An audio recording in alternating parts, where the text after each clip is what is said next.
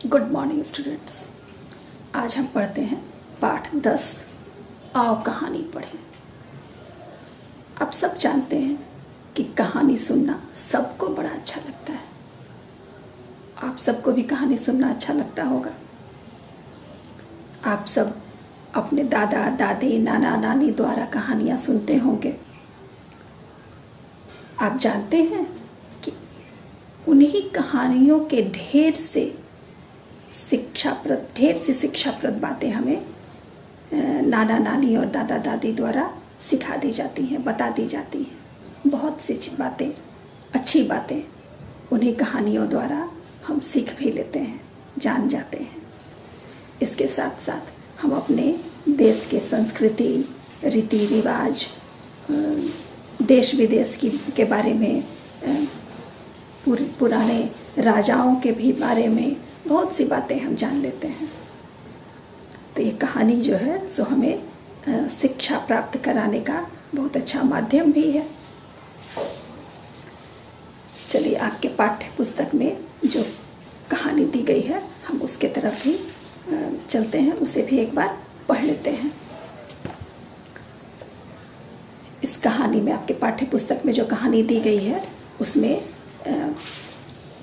शब्दों के बीच में चित्र दिए गए हैं और इन्हीं चित्रों को के जो नाम है उनको जोड़ करके इस वाक्य को पूरा करना है और तब इसे कहानी बनाना है, कहानी का रूप देना है। एक जंगल में एक हिरन, एक कौवा और एक चूहा रहते थे। हिरन, कौवा और चूहा के जगह पर चित्र बनाए गए हैं। इन्हीं चित्रों का हमें नाम लेकर के इस वाक्य को पूरा करना है, इस कहानी को पूरा करना है। तीनों आपस में पक्के दोस्त थे। तीनों साथ साथ रहते और खाते पीते थे। एक दिन जंगल में एक शिकारी आया। उसने अपना जाल फैला दिया। बेचारा हिरन उस जाल में फंस गया। उस समय कौवा और चूहा वहां नहीं थे। कौवा आया और उसने हिरन को जाल में फंसा देखा। यह देखकर कौवा काँव काँव करने लगा। उसकी आवाज सुनकर चूहा भागा आया। चूहा ने अपने तेज दांतों से जाल काट दिया। इस प्रकार हिरन आजाद हो गया। तो देखा आपने कि किस तरह से मित्र ने एक मुसीबत में पड़े हुए मित्र की मदद की। अब आप समझ गए कि इस कहानी से हमें क्या शिक्षा मिलती है। इस कहानी से हमें यही शिक्षा मिलती है कि सच्चा मित्र वही है जो मुसीबत पड़ने पर अपने मित्र के काम आए। अब आप इस कहानी को अच्छे से समझ गए।